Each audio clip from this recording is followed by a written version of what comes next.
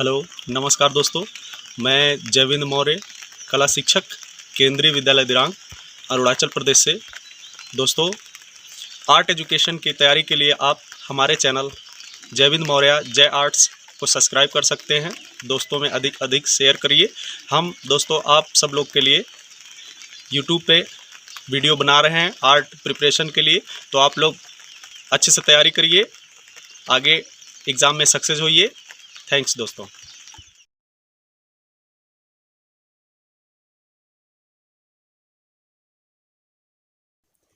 Hello दोस्तों, आज मैं आप लोग को मौर्यकालीन कला के बारे में बताऊंगा। तो दोस्तों, आइए हम लोग मौर्यकालीन कला के बारे में जानते हैं। मौर्यकालीन कला, इसका जो समय है 325 ईसा पूर्व से 184 ईसा पूर्व तक। नंद वंश के अंतिम शासक घनानंद को हराकर चंद्रगुप्त मौर्य ने मौर्य वंश की स्थापना की। मौर्य साम्राज्य की स्थापना चंद्रगुप्त मौर्य ने कब की? 400 ईसा पूर्व के बाद। मगध साम्राज्य का स्वामी था कौन? चंद्रगुप्त मौर्य। मगध साम्राज्य की राजधानी थी कहाँ पर? पाटलिपुत्र।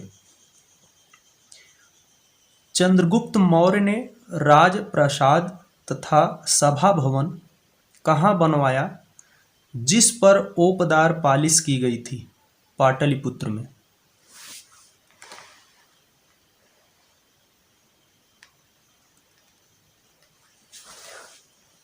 चंद्रगुप्त के बाद उसका पुत्र बिंदुसार 298 से 272 ईसा पूर्व में राजा बना। बिंदुसार के बाद उसका पुत्र अशोक 272 से 232 ईसा पूर्व में राजा बना, जो चंद्रगुप्त मौर्य का पोता था। अशोक जो था बिंदुसार का पुत्र था और चंद्रगुप्त का पोता। महाजनपदों की संख्या है 16। हड़प्पा युग के बाद पहली बार कला अभिव्यक्ति के प्रस्तर पत्थर को माध्यम किस काल में बनाया गया? मौर्य काल में। अशोक किस धर्म को मानने वाला था? बौद्ध धर्म।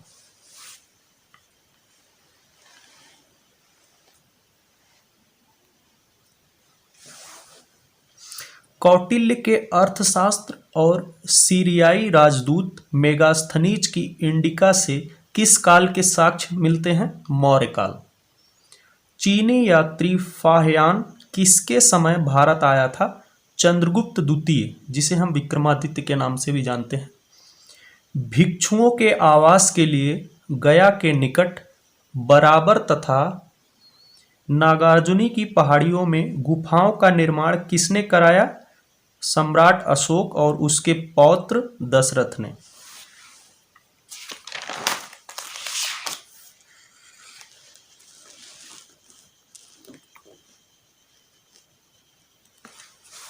सुदामा गुफा और लोमस ऋषि गुफा जो बराबर की पहाड़ियों में है, किस काल की है? मौर्य काल। गोपी गुफा किस पहाड़ी में है? नागार्जुनी। गोपी गुफा का निर्माण किसने करवाया? सम्राट दशरथ ने। स्तूपों का निर्माण कब से प्रारंभ हुआ? बौद्ध तथा जैन धर्म के साथ। सर्वप्रथम 8 स्तूपों का निर्माण किस पर किया गया? बुद्ध की अस्थियों पर।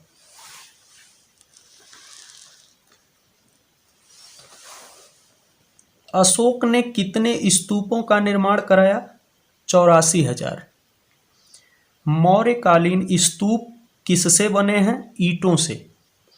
वास्तुकला की दृष्टि से चैत्य का दूसरा नाम था स्तूप। स्तूप क्या बताते हैं? वास्तुकला की विशेषताएं। स्तूप पूजा का प्रचलन कब से हुआ? सम्राट अशोक के काल से। स्तूप का क्या अर्थ है? मिट्टी का ढूहा। स्तूप क्या है? समाधि।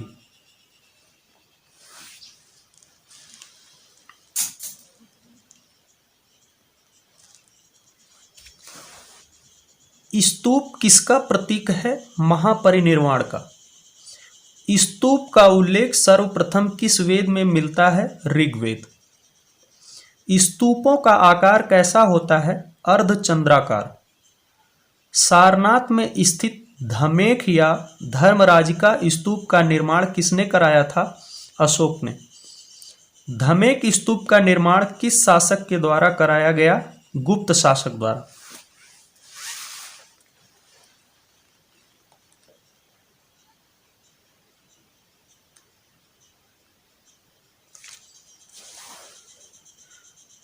चौखंडी स्तूप कहाँ स्थित है? सारनाथ में। बराबर तथा नागार्जुनी शैलकृत गुफाओं का निर्माण कब हुआ? तीसरी सदी ईसा पूर्व में। कर्ण चौपड़ गुफा तथा विश्व झोपड़ी गुफा जो बराबर की पहाड़ी में है, इसका निर्माण किसने करवाया? अशोक ने। मौर्यकालीन स्तंभों का निर्माण किस शासक ने कराया? अशोक ने। अशोक ने कुल कितने स्तंभों का निर्माण कराया? 14। अशोककालीन स्तंभों का निर्माण किन पत्थरों से हुआ? चुनार के बलुआ पत्थरों से।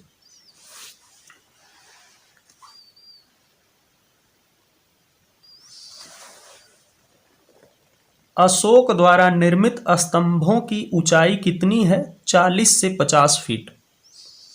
अशोक के स्तंभों पर धर्मलेख किस लिपि में उत्कीर्ण है? ब्राह्मी लिपि। अशोक के शिला स्तंभों को क्या कहा जाता है? अशोक की लाट। मौर्यकालीन स्तंभ किस प्रकार के हैं?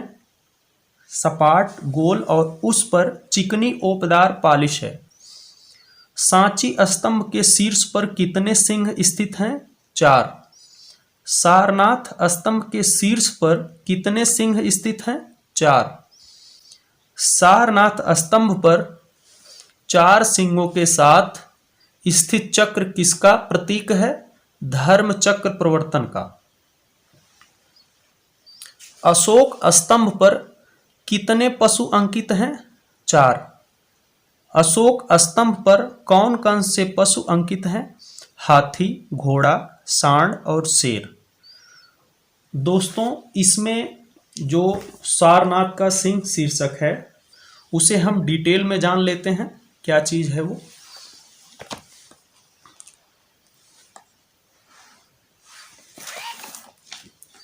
तो यहां पे आप देख सकते हैं ये सिंह शीर्ष है। तो इसके बारे में डिटेल में हम जानते हैं। सिंह शीर्ष, जिसे इंग्लिश में लायन कैपिटल कहा जाता है, इसका नाम है सिंह शीर्ष लायन कैपिटल। स्थान ये कहाँ से मिला है? सारनाथ, मौर्यकाल, उत्तर प्रदेश। माध्यम क्या है?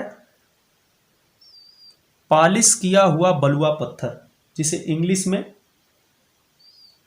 पॉलिश्ड सैंडस्टोन बोलेंगे।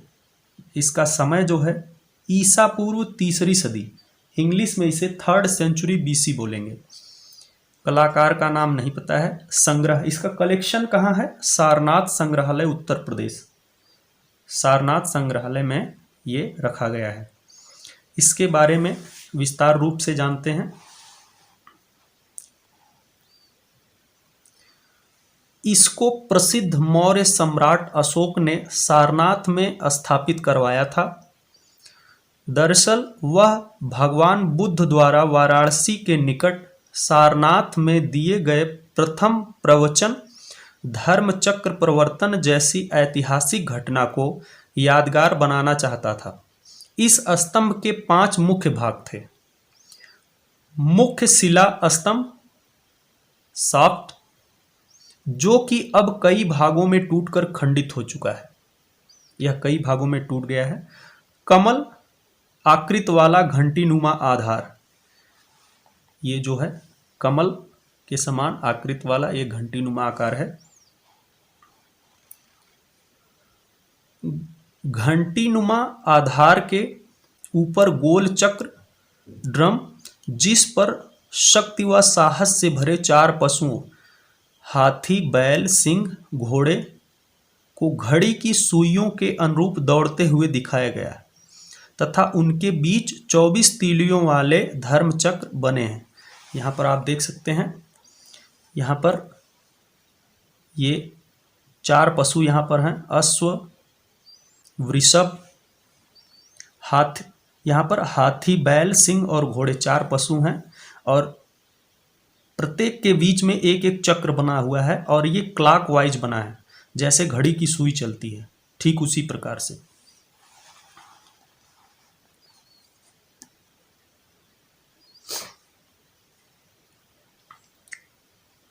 ड्रम के ऊपर 4 सिंह चारों मुख्य दिशाओं में चौकस किंतु रोबीले अंदाज में अपने दोनों अगले पैरों पर खड़े दिखाए गए हैं, जबकि उनकी पीठ आपस में सटी हुई है। यहाँ पर आप देख सकते हैं 4 सिंह हैं जो आपस में पीठ को सटाए हुए 4 दिशाओं में रोबीले अंदाज में हैं और अगले दोनों पैर पर ये खड़े हैं, तो आप देख सकते हैं।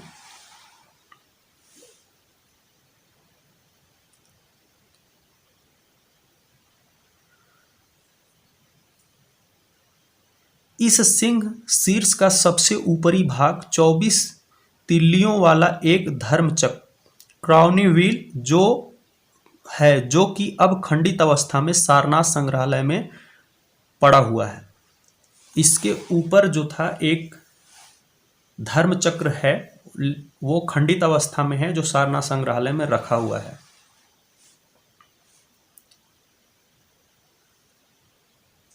इस धर्मचक्र को स्वतंत्र भारत के राष्ट्रीय ध्वज के मध्य में सफेद रंग की पट्टी में गहरे नीले रंग से अंकित किया गया। जो तिरंगे में चक्र बना हुआ है यहीं से लिया गया है चक्र को।